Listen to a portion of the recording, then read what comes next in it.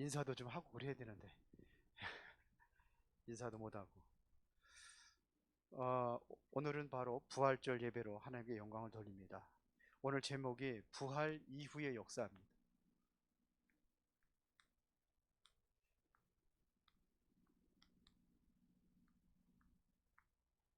예수님께서 십자가에 피 흘려 죽으시고 부활하셨습니다. 그런데 부활 이후에 어떠한 역사가 일어났는지 우리가 한번 살펴보는 것입니다. 자, 그러면 우리가 먼저 서론 부분에 우리가 좀 알아야 될 것이 있는데요. 그게 뭐냐면요. 일단은 우리가 여러분들이 예배를 드립니다. 왜 예배를 드려야 되는지 이것부터 우리가 좀 알아야 되겠습니다. 예배를 한마디로 말씀드리자면 이거 최고의 축복이요. 이건 종합적인 축복을 누리는 시간이다. 종합적 축복. 죄송합니다. 종합적 축복. 지금 그 코로나 때문에 예배에서 집에서 제거 드리는 분들이 있는데요. 가능하면 교회에서 와서 예배 드리는 게 좋습니다. 왜 그러냐면 로마서 12장 1절에 보니까 몸을 보이는 겁니다. 하나님 앞에 몸을 보이는 거예요. 예배는 비대면 예배는 어쩔 수 없이 하는 거지. 그렇지 않으면 가능하면 교회에 와서 예배 드리는 게 좋습니다. 그래서 1층에도 우리가 좀 자리가 좀 비어 있고 3층에도 예배할 수 있어요. 지금 코로나 때문에 많이 못 모이게 하니까 지금 그렇게 하니까요. 가능하면 좀 교회 와서 예배할 수 있도록. 왜 그러냐? 예배 때 우리가 가장 중요한 것은 하나님의 말씀을 마음에 담는 시간이거든요. 그러면 이 말씀을 통해 여러분들의 인생의 모든 답을 찾는 시간이 바로 예배입니다. 예배 때 모든 말씀에 답을 찾는 겁니다. 저는 주로 상담하면 이제는 강단 말씀이 뭐냐 이것부터 확인하고 거기서 답을 찾게 해줘요. 근데 확실합니다. 말씀에서 답을 찾는 거예요. 그뿐만 아니라 하나님의 말씀을 통해서 정말 이렇게 답을 찾으면 뭐가 얻어져요? 힘이 생기잖아요. 이걸 능력이라고 하는 거예요. 여기에서 진정으로 내 인생의 방향도 나오는 겁니다. 한 주간도 내가 어떻게 살아야 될 것인가 말씀에서 방향도 찾는 겁니다. 이렇게 끝나는 게 아니라 실제적으로 말씀을 받을 때에 몸과 영혼이 치유되는 역사들이 일어나고 그러면서 뭐가 보이느냐 하면 미래가 보이는 겁니다. 그렇죠? 그걸 보고 비전이라고 하는 거예요. 이게 말씀을 받는 시간입니다. 자, 그러면 이 성경의 말씀에서 우리에게 주어지는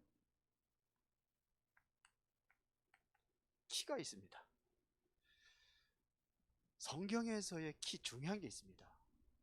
하나님께서 우주 만물 모든 것을 창조하셨을 때에 인간만 사람만 영적인 존재로 창조하셨습니다.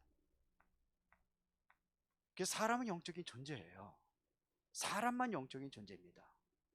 하나님께서 영적인 존재로 창조하셨을 때에 창세기 1장 27절에 보니까 하나님의 형상대로 창조하셨다고 했어요. 그러면서 28절에 생육하고 번성하여 땅에 충만하라 땅을 정복하라 바다의 물고기와 하늘에 나는 새와 땅에 움직이는 모든 생물을 다스려라 했어요. 이게 하나님께서 창조하신 창조의 원리입니다. 이거를 놓치면 안 되는 거예요. 우리가 붙잡아야 될 것이 뭐예요? 이거를 붙잡는 겁니다. 그래서 선악과를 먹으면 죽는다는 이야기는 창세기 2장 17절이죠. 이게 무슨 의미냐면요.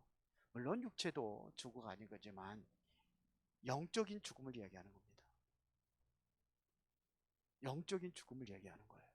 선악과 먹으면 그러니까 먹고 나서 아담이 하와 그러잖아요. 안 죽었잖냐 봐라. 그게 아니에요. 이미 영은 죽은 겁니다. 영적인 죽음을 얘기하는 거예요. 왜? 사람은 영적인 존재예요.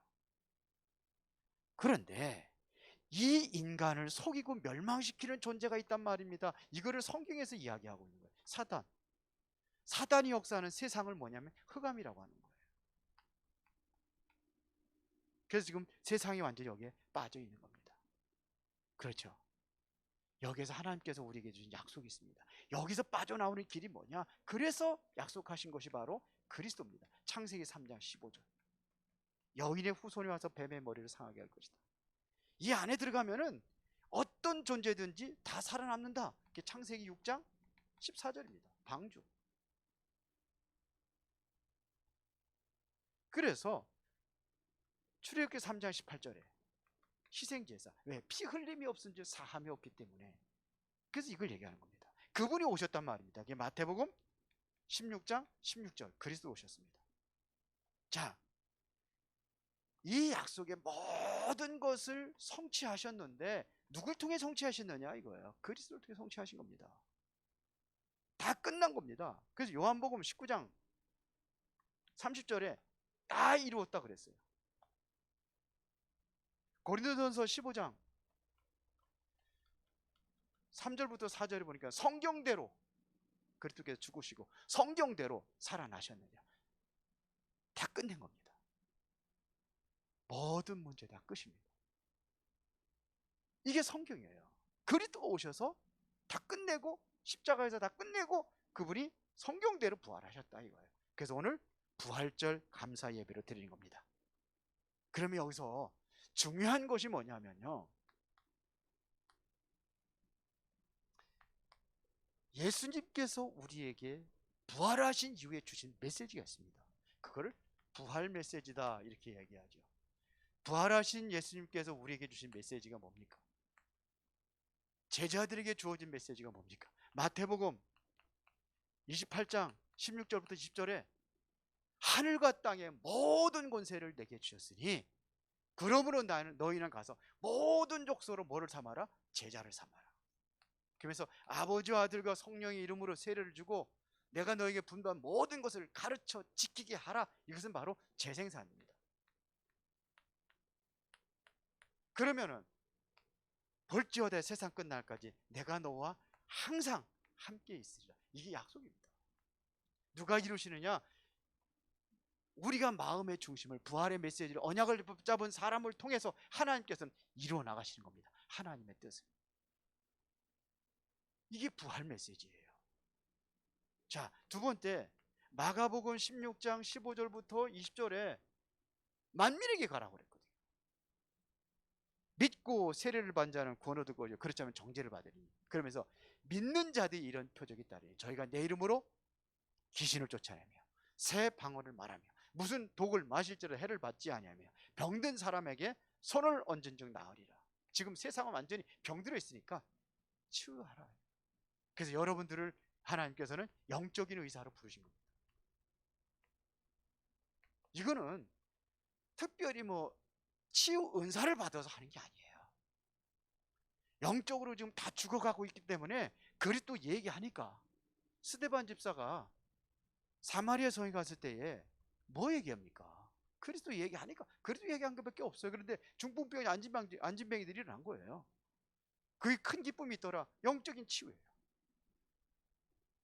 부활하신 주님께서 우리에게 주신 메시지입니다. 그 다음에 누가복음 24장 13절부터 35절에 보면은 낙심자예요. 예루살렘에서 예수님을 따라다녔던 제자라고 되어 있습니다. 그 예수님께서 죽으시고 부활하셨는데 부활하셨다는 소식을 듣고도 엠마오로 내려가는 거예요. 오늘날 지금 낙심자들 굉장히 많습니다. 왜 낙심했는지. 아니, 부활한 소식을 그 얘기하면 가는, 부활했다고 하던데 뭐 그러면서 얘기하고 가는 거예요. 그때 예수님께서 이들을 찾아가십니다. 두 명의 제자를. 그걸 보면 분명히 제자라고 되어 있습니다. 예수님 따라다녔던 사람입니다. 근데 예수님과 같이 동행하면서 그런 이야기들을 하죠. 그때에 이 두 사람의 마음이 뜨거워진 거예요. 아니, 같이 동행을 하는데 예수님이 부활했다는 소식은 들었지만 안 믿은 거예요. 옆에 같이 가는데도 몰랐어요. 같이 말하면서도 몰랐어요. 예수님 사라진다면 우리 마음이 그 말씀 들을 때 뜨거워지지 않았느냐. 그때서 이제 깨달은 거예요. 아, 그분이 주님이구나. 그 다시 예루살렘으로 갑니다. 보세요. 낙심자 살려라.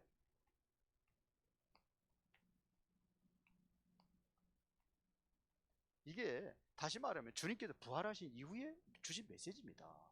지금 낙심자들 가득 차 있습니다. 너무 많아요. 그래서 교회에서 실망하고 낙심하고 있다. 이단이 끌어대면 이단 가는 거예요. 혹 하는 거예요. 왜? 다른 말씀 주니까. 틀린 거 얘기하니까. 기존 교회에서 하지 않는 얘기를 하니까. 그러니까 신천지도 가고 신천지 구천지냐 하여튼 가고 다 가는 거예요. 뭐 그냥 뭐 하나님이라 하는 쫓아가는 거예요. 하나님 봤다는데 왜 사람 보고. 그래 안상홍 요즘에 장기자 다 가는 거예요. 자꾸 갑니다. 모르니까요. 낙심하고 절망하는 사람들 많아요. 이제 우리가 다 찾아내서 살려야 될 줄 믿습니다. 그래 부활하신 주님께서 주신 메시지입니다. 요한복음 21장 15절부터 18절에 보니까는 예수님께서 베드로를 찾아가십니다. 베드로 찾아가셔서 뭘 얘기하셨습니까? 내 어린 양을 먹여라 그랬어요. 어린 양이라는 것은 이것은 렘넌트들이 이야기하지만 새 가족도 얘기하는 겁니다. 그래서 앞으로 코로나 때문에 전도를 못한다. 저 같은 경우도 그래요. 교회 오기로 했는데 두 아이들을 오기로 했는데 자리가 없잖아요. 그리고 9시 반에 오라니까 그때는 못 일어난대요. 그래서 세월이 지났어요. 그래서 가만히 생각해보니까 안 되겠다. 그래서 새 가족 자리를 일단은 두 자리를 마련해놨습니다. 이제 뭐 안 오면은 앉으면 되는 거고 올 때까지는 그래서 비워놓는 거예요. 왜요? 부활 메시지가 그래요. 새 어린 양을 먹여라고 그랬잖아요. 제대로 지도를 양육하고 세워야 됩니다. 그래서 금요일마다 우리가 하는 메시지가 뭔지 아십니까? 바로 새가족 양육 메시지입니다. 지금 일부 다 했어요. 일부가 뭡니까? 나는 누구니까? 그거 찾는 겁니다. 당신에 대한 하나님의 계획이 있다. 이게 일부입니다. 이게 1부부터 10강에 지금 2부 나가고 있잖아요. 그게 뭡니까? 그러면 나는 어떻게 살아야 되느냐? 내가 누군지 알아. 나는 어떻게 살아야 되냐? 삶을 얘기해 주는 게 2부입니다. 그거 지금 나가고 있습니다. 그 3부 또 있습니다. 그것도 10강을. 3부는 또 뭐냐? 기도 응답은 어떻게 받는가? 그래서 그것도 9강. 그래서 총 39강이에요. 29강. 준비하는 겁니다. 왜? 부활 메시지가 그래요. 하는 겁니다. 그러니까 중직자들은 다 해서 1대1로 양육해서 해줘야 돼요. 다 그렇게 교재도 있고 딱 있습니다. 언제든지 하면은 강의한 거 딱 스크랩 해놨다가 원하면 다 보내줍니다. 그랬더니 달라고 하는 사람이 가끔 있더라고요. 그 보내줬어요. 어린 양을 먹이라. 이게 주님께서 부활하신 이후에 주신 메시지입니다. 이거를 종합해가지고 사도행전 1장 8절에 오직 성령이 너에게 임하시면 너희가 권능을 받고 예루살렘과 온 유대와 사마리아 땅끝까지는 내 증인이 되리라. 성령께서 역사하시면 된다 이겁니다. 나는 못하지만 하나님의 성령이 역사하시면 된다 이거예요. 이게 증인으로 부르신 겁니다. 그래서 부활 이후에 부활하신 이 주님께서 주신 메시지, 예수님께서 승천 이전에 주신 메시지, 무슨 메시지였어요? 이게 다 부활 이후예요. 감람원이라는 산에서 주신 메시지. 뭔 메시지를 주었습니까? 바로 오직 그리스도. 오직 그리스도. 오직이라는 것은요, 발견한 걸 얘기하는 겁니다. 여러분들이 그리스도가 모든 문제 다 끝냈구나. 그리스도가 전부구나. 그리스도 안에 모든 것이 다 있다. 그리스도는 완전하고 충분하고 모든 것이다. 이거를 발견한 거예요. 이게 그리스도입니다. 그래서 이 사람들, 이게 발견된 사람들은 뭐 하는 거예요? 그래서 하나님 나라의 일을 말씀하신 겁니다. 정말 그리스도가 발견되었다고 하면 내가 누려야 될 것이 있는 거예요. 그게 하나님 나라의 일이에요. 하나님 나라를 누리는 거예요. 왜? 그 당시에는 예수님 부활하신 이후에 어떻게 됩니까? 제자들 죽였으니까 저 잔장 소탕 작전 하는 거요. 그렇게 쉽게 말하면. 그래서 예수님을 다 잡아다가 옥에다 가두고 죽이고 막 그런 시대란 말입니다. 그래서 얘기한 게 하나님 나라, 이걸 얘기해요. 그래도 땅끝까지 이거 사명 감당해야 되니까 네 힘으로 못하니까 내가 힘주겠다. 이게 성령 충만입니다. 그래서 완전히 여러분들이 하나님 그리스도에 대해서 이게 각인되어야 되는 겁니다. 그러면 어떠한 어려움과 문제가 온다 하죠. 내가 하나님의 나라 계속해서 이게 누려지는 거예요. 이것을 바로 뿌리라고 합니다. 자꾸 누리면 이게 뿌리가 내려지는 거예요. 그러면 성령 충만 받으면 증인들이 어디 가든지 그리스도 말하게 되어 있습니다. 이거를 뭐라 그러냐? 체질이라고 하는 거예요. 언제든지 얘기하는 거예요. 그래서 전도지 계속 만들고 있는데 전도지들 안 가져가더라고요. 계속 쌓여. 지난주에 안 만들었다. 그래도 안 되겠다. 조금이라도 만들자 그래가지고 만들었어요. 이게 태해드린 거예요. 보면은요, 보세요. 이 언약을 잡고 모인 사람들이 있었습니다. 그게 바로 마가다락방의 초대교회입니다. 사도행전 1장 14절에 이 사람들이 모여서 뭐 했습니까? 오로지 기도에 힘쓰니라. 이 말씀에 언약 잡고 기도하는 겁니다. 목숨 걸고 기도하는 겁니다. 그때 일어난 것이 바로 오늘 여러분들이 같이 읽었던 사도행전 2장 1절부터 4절입니다. 성령께서 능력으로 역사하신 거예요. 바람 같은 불 같은 능력으로 역사하신 겁니다. 우리가 붙잡아야 될 언약입니다. 여기에 우리가 이거를 언약으로 붙잡고 정말로 어떻게 해야 되느냐? 이제는 기도해야 되는 겁니다.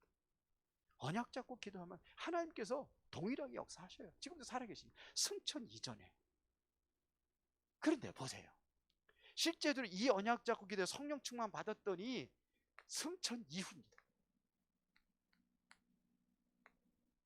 예수님께서 죽으시고 승천하시잖아요. 없잖아요. 그때 주신 그때 이 기록을 한 게 사도행전입니다. 이 사도행전을 성령이 역사하신 겁니다.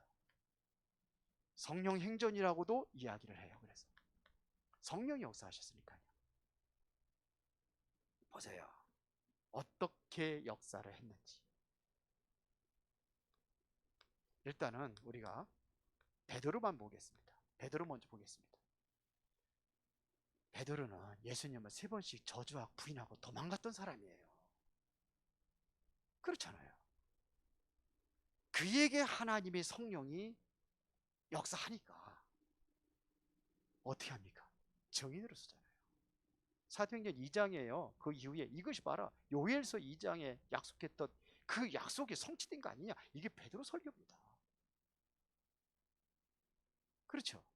그뿐만 아니라 사도행전 3장 1절부터 12절에 보니까는 하루 성전이에요. 그게요. 예루살렘 성전이 유대인들이 모여서 예배하는 곳입니다. 초대교회 성도들이 예배하는 곳이 아닙니다. 초대교회 예배하는 곳은 마가다락방입니다. 그런데 그 앞에서 예수 얘기하지 말라고 했는데 그 앞에서 그리스도인 거죠. 안진뱅이가 일어날 역사가 일어나잖아요. 여기서 이것 때문에 종교재판 갔을 때에 사도행전 4장 12절에 뭐라고 얘기했습니까? 네가 예수 얘기 했느냐? 이거 묻는 겁니다. 법으로 금지되어 있는 예수 얘기 네가 했느냐? 이거 묻는 겁니다. 그랬더니 다른 이로서는 구원을 얻을 수 없나니 천하 사람 중에 구원 얻을 만한 다른 이름을 주시리 없다. 누가 한 겁니까? 베드로가 했습니까? 성령이 하신 거예요. 정말로 예수 그리스도의 부활하신 그 언약의 말씀을 여러분들 붙잡은 사람들 통해서 하나님 이렇게 역사하시는 겁니다. 그렇죠? 그 베드로의 역사가 언제까지 나오냐면 이게 사도행전 쉽게 말하면 1장부터 11장까지 베드로의 사역입니다. 자, 그 이후에 이제는 중직자를 세웁니다. 이게 사도행전 6장 1절부터 7절입니다. 그런데요, 이 중직자들은 왜 세운지 아십니까? 구제하는 것 때문에 그래요. 헬라파, 히브리, 이래가지고 이게 뭐냐면 구제 때문에 사도들이 복음 전하는 일, 기도하는 일에 신경을 못 쓰는 거예요. 그래서 이것이 옳지 않다. 그래서 중직자들을 세운 겁니다. 중직자들 세워가지고 그거 하라고. 근데 그것만 했어요? 물론 그거 했겠죠. 근데 스데반 집사 보세요. 사도행전 7장에 돌에 맞아 죽으면서 복음 전하잖아요. 빌립은 어디로 갑니까? 빌립은 아무도 가지 않은 땅, 사마리아 땅에 가잖아요. 유대인들이 한 번도 가지 않는 땅. 오히려 그 길을 돌아다닐 때 빌립이 돌아갔다니까요. 목적지 딴 직행으로 가면은 빨리 갈 수 있는 길도 거기 발바닥을 밟지를 않았어요. 그 땅. 근데 그 땅에 가서 복음 전하죠. 이런 일이 일어납니다. 사도행전 9장에 왜 하필이면 예수님께서 다메섹이라는 그 도상에서 바울을 꺾었습니까? 거기 아나니아가 있었거든요. 중직자들이 쫙 가린 거예요. 이들이 뭐였냐? 이 성령 충만 받으니까 이들을 통해서 하나님께 일을 하시는 거예요. 맞죠? 드디어 뭐냐? 스데반의 환란을 통해서 일어나는 것이 이게 바로 안디옥 교회가 새로 세워집니다. 안디옥 교회가. 안디옥 교회에서 최초로 뭐냐면 선교사를 파송합니다. 그게 사도행전 13장 1절부터 4절이잖아요. 선교사를 파송하는 거예요. 여기에 보면 기가 막힙니다. 유대인들이 상상을 못하는 얘기예요. 누가 있습니까 거기에? 니게르라는 그러한 그 아프리카 사람들도 있었잖아요. 근데 이방인들 거들떠 보지 않는다. 거기 또 헤로데 젖동생 마나엔 같은 사람도 있었어요. 성령이 역사하시니까요.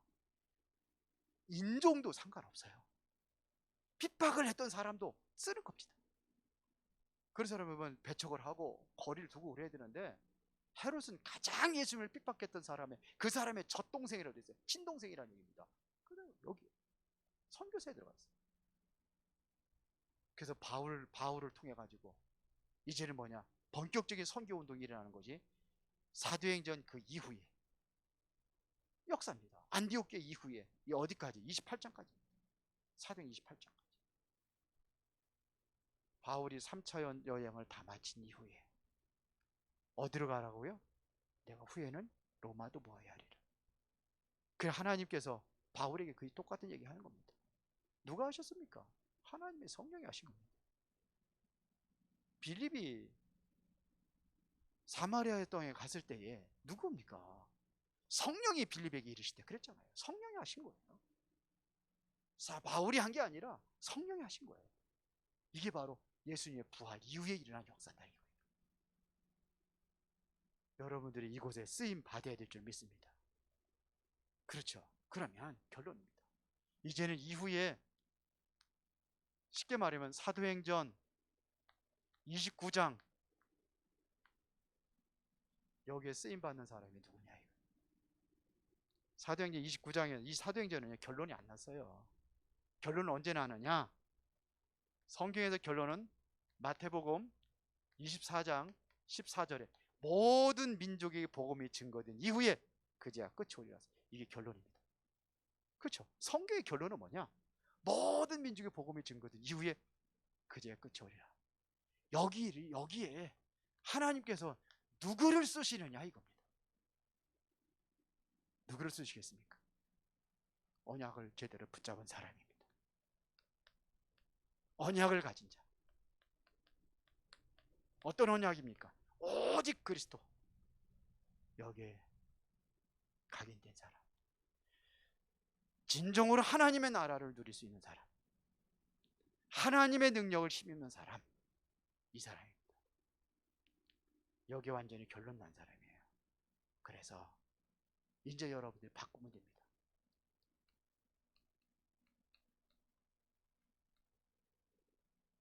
바꾸세요. 이제. 뭘 바꾸냐? 업을 바꾸는 거예요.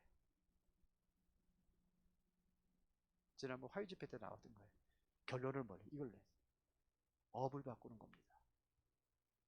여러분들의 주업이 뭡니까? 주업이 복음 전하는 거예요. 그렇죠? 전도, 선교가 주업이 돼. 부업은 먹고 살기 위해서 하는 거, 그거. 이 사람을 하나님께 쓰십니다. 이 사람에게 하나님께서는 그 업도 축복해 줄 줄 믿습니다.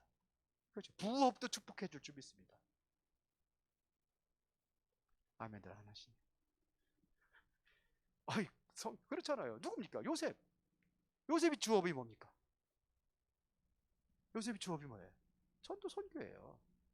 그게 주업이에요. 그러니까 뭐냐? 노예로 갔는데 거기 노예 현장 축복하시는 거예요. 노예로 가서 청소하는 게 주업이 아니에요. 세계복음합니다. 감옥에도 축복하시는 겁니다. 그래서 애굽에 너 제대로 해라 그래가지고 애굽에 총리를 보내가지고 세계복음 완전히 하게 했어요. 주업이 뭡니까? 이겁니다. 다윗의 주업이 뭡니까? 7명의 렘들 다 똑같습니다. 엘리사 같은 경우는 뭐냐면 쟁기다가 불살라 버리고 태우고서 그냥 엘리야 따라갔어요. 전도 선교. 바울하고 브리스 아굴라 만났을 때에 브리스 아굴라가 천막 치는 사람이라고 그랬거든요. 주업이 그게 아닙니다. 전도와 선교였습니다. 맞습니까? 이게 가슴에 대야 되는데 가슴이 안 되죠. 기도를 바꾸라. 뭘 여러분들이 기도하십니까? 기도 바꿔라. 기도는요, 여러분들 말씀 잡고 기도하는 거예요. 의식주를 위해서 기도하는 거예요. 그건 따라오는 거라고 그랬어요. 마태복음 마태복음 6장에 33절에 보니까 먼저 그의 나라와 그 일을 구하라. 그래 이 모든 것을 더해 주시라. 자꾸 이방인처럼 무엇을 먹을까, 무엇을 입을까, 무엇을 마실까, 그건 다 이방인들이 구하는 것이라. 말씀 잡고 기도하는 거예요. 우리의 기도는 그 기도가 아닙니다. 25입니다. 이게 이루어지기 위해서. 이게 뭐냐? 살리는 겁니다. 살리는 기도. 내가 하는 게 아니라 하나님이 하실 수 있도록. 우리의 기도 제목입니다. 그리고 시선입니다. 여러분들 어디를 바라보고 있습니까? 돈 바라보고 있습니까? 정치인들 보니까 권력 그거 하려고 그냥 막 상대편 비난하고 막 그냥 조그만 거 끄집어내가지고 막 네거티브 하고 서로들 막 그러잖아요. 달라야 돼요. 전도자는 달라야 됩니다. 네, 돈, 물질 그거 바라보는 게 아니에요. 성공 그게 아니에요. 보호자입니다. 하늘의 보호자. 이거를 볼 수 있어요. 보호자의 축복을 보는 겁니다. 이 보호자의 축복을 보는 사람은요, 여유가 있어요. 여유가 있다니까요. 이유를 알기 때문에요. 과거의 이유, 내가 왜 그런지 이유를 알아요. 오늘 내가 사는 이유를 알아요. 앞으로 미래까지. 그 다음에 네 번째는 생각입니다. 여러분들 생각은 어디에 있습니까? 생각을 바꿔라. 자꾸 문제에 빠지는 게 아니에요. 그렇죠. 문제가 있으면 답이 있습니다. 답을 찾는 겁니다. 문제에 빠지는 게 아니에요. 어떤 위기가 왔다. 위기에 빠지는 게 아닙니다. 위기는 기회입니다. 하나님은 지금도 시공간을 초월하십니다. 하나님 이걸 초월하신다는 거예요. 시공간을 초월해 역사하십니다. 그렇다면 여러분들이 거기에 생각이 빠질 필요가 없습니다. 그 다음에 다섯 번째는 마음의 상태. 중요한 것을 보면은요, 어떤 것인지 상관없이 뭐가 나오냐? 감사가 되게 되어 있습니다. 중요한 것을 보면 그렇게 됩니다.